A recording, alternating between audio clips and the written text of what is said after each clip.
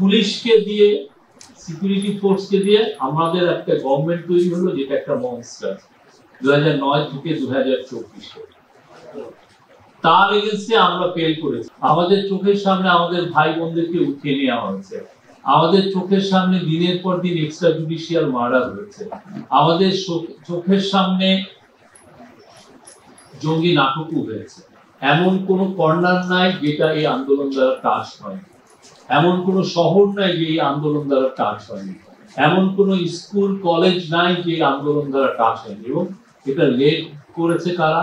Golden generation. আমাদের মাথার মধ্যে সারাক্ষণ ভয় হয় যে আমাদের যদি আর একটা গভর্নমেন্ট ফেল করে, আমাদের উপরে যদি একে অবর্ণনীয় হিউম্যান মেড ডিজাস্টার চেপে বসে, আমরা কিভাবে করব?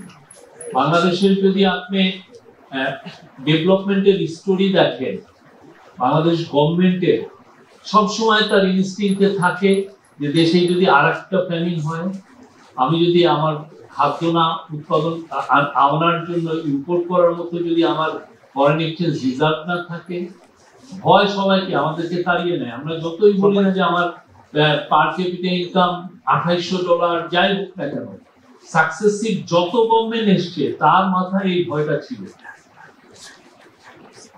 সেই জায়গা থেকে আমরা আসলাম, আসার পরে আমরা আস্তে আস্তে গভর্নমেন্ট গুলোকে বড় করেছি। আমাদের ডেভেলপমেন্ট বাজেট বড় হয়েছে, আমাদের রেভিনিউ বাজেট বড় হয়েছে। আস্তে আস্তে যে আমার স্বাধীনতা যে আমার 10-15,000 20,000 পুলিশ ছিল, এখন পুলিশের সংখ্যা 2 লাখ। আমি সেই জায়গা থেকে পুলিশকে দিয়ে, সিকিউরিটি ফোর্সকে দিয়ে আমাদের একটা গভর্নমেন্ট তৈরি হলো, যেটা একটা মনস্টার 2009 থেকে 2024। তার এগেইনস্টে আমরা ফেল করেছি। আমাদের পলিটিক্যাল পার্টিগুলো ফেল করেছে, আমাদের সামাজিক যেগুলো সিভিল সোসাইটি গ্রুপ আছে তারা ফেল করেছে। আমাদের চোখের সামনে আমাদের ভাই বোনদেরকে উঠিয়ে নেওয়া হয়েছে, আমাদের চোখের সামনে দিনের পর দিন এক্সট্রা জুডিশিয়াল মার্ডার হয়েছে, আমাদের চোখের সামনে জঙ্গি নাটকও হয়েছে। অবশ্যই বাংলাদেশে জঙ্গি ছিল, কিন্তু তার চেয়ে অনেক অনেক বেশি নাটক করা হয়েছে, মানুষের জীবন শেষ হয়ে গেছে আমাদের চোখের সামনে। আমরা যারা বিরোধী পার্টি করেই তার কোনো রাইটস ছিল না। আপনার বাসা কুমিল্লার বুড়িচংয়ে একটা বোম ফুটলো যে চান্দিনাতে, আপনার নামে কেস হয়েছে, আপনি জানেনও না, আপনি ঘরে বসে আছেন, অথবা আপনার জ্বরে করে বসে আছেন, বা আপনি ইন্ডিয়ার ভ্যালুরে যে আপনি আপনার কিডনি দেখাচ্ছেন, ঢাকায় এসে ফিরে দেখেন যে আপনার নামে কেস হয়ে গেছে। আপনার কোনো সিভিল লিবার্টি নাই। 60-70 লক্ষ বিএনপির লোক, জামাতের 10 লোক, এদের কোনো রাইট ছিল না, এদেরকে একের পর এক হচ্ছে। তার এগেইনস্টে যে ফাইটটা হলো, সেই ফাইটটা হচ্ছে একটা গোল্ডেন জেনারেশন করেছে। আমরা যারা অ্যাডাল্ট ছিলাম আমরা ফেল করেছি। অবশ্যই আমরা ওদের সাথে জয়েন করেছি, অবশ্যই পলিটিক্যাল পার্টিগুলো এই গোল্ডেন জেনারেশনের সাথে জয়েন করেছে, কিন্তু এই ফাইটটা দিয়েছে কারা? এই কুমিল্লার ইউনিভার্সিটির সামনে বলেন, চিটাগং ইউনিভার্সিটিতে বলেন, ঢাকা ইউনিভার্সিটি বলেন, বাংলাদেশের ডজনকে ডজন প্রাইভেট ইউনিভার্সিটি বলেন, পলিটিক্যাল ইনস্টিটিউট বলেন, মেডিকেল কলেজ বলেন, টেকনোলজিক্যাল ইউনিভার্সিটি বলেন, প্রত্যেকটা জায়গায় ফাইট দিয়েছে হচ্ছে ইয়াং জেনারেশন স্টুডেন্টরা। আমরা জয়েন করেছি, আমরা অ্যাডাল্টরা জয়েন করেছি, শ্রমিকরা জয়েন করেছে, রিক্সাওয়ালা জয়েন করেছে, দিনমজুর জয়েন করেছে, কিন্তু তারা ছিল ভ্যানগার্ড, তারা সামনে। আমি এদেরকে বলি গোল্ডেন জেনারেশন। এই জেনারেশন আমি মনে করি আমরা যারা 72, 75 বা পুরো 70-এর দশক হয়ে যে ভুলগুলো করেছি, তারা এই ভুলগুলো করবে না, আমার দৃঢ় বিশ্বাস। ফর দি ফার্স্ট টাইম আমাদের সোসাইটিতে যেই একটা ডিপ ডিভিশন আছে, সেই ডিভিশনকে তারা ওভারকাম করার চেষ্টা করেছে।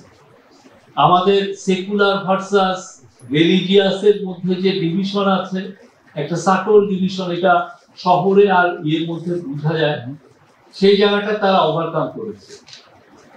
আমাদের ইকোনমিক যে ডিভাইড আছে, সেটা তারা ওভারকাম করেছে। উত্তরা যেমন আন্দোলনে ছিল, শরীয়তরাও আন্দোলনে ছিল, বাড্ডা আন্দোলনের ছিল, কুমিল্লা আন্দোলনে ছিল, দিনাজপুর আন্দোলনে ছিল।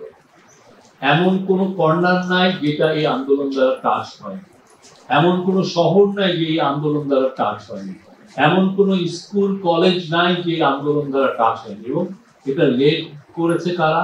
Golden generation. তারা কিন্তু খুব বেশি কিছু বলেও নাই, তাদের বলার কথাগুলো এসছে হচ্ছে দেয়ালে দেয়ালে।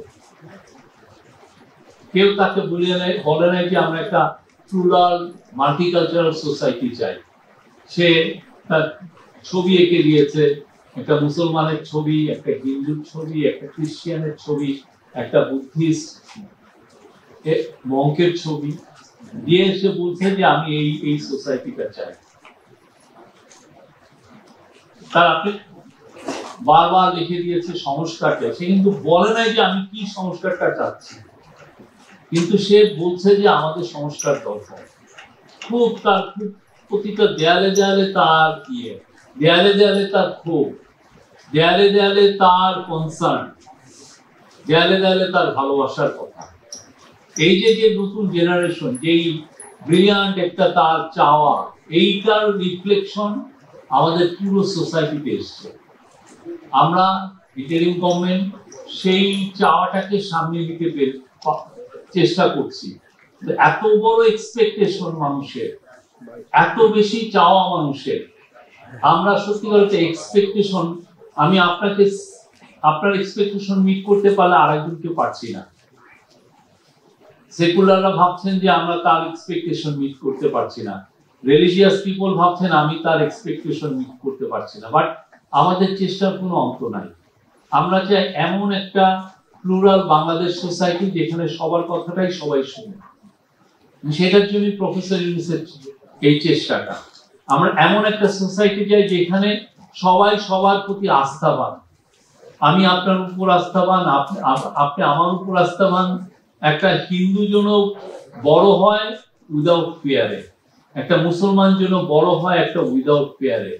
একটা যে লোকটা খুব ধর্মকর্ম করবে সেই জন্য মনে করে যে তার ধর্মকর্ম করার রাইটটা সারা জীবন থাকবে, 100, 200, 300 বছর থাকবে। যে লোকটা টেম্পলে প্রতিদিন সিদ্ধেশ্বরীর দেবীকে সে আরাধনা করছে, সেজন্য চায় যে তার সারা জীবন যে শরীর ওই টেম্পলটা বেঁচে থাকুক, তাদের ধর্ম আরো ফ্লারিশ করুক। এই যে চাওয়া, এই চাওয়াটা নিয়েই এবং এই চাওয়াটা ঘিরে যে বাংলাদেশ, সেই বাংলাদেশ বানানোর একটা আমরা ব্রত নিয়েছি।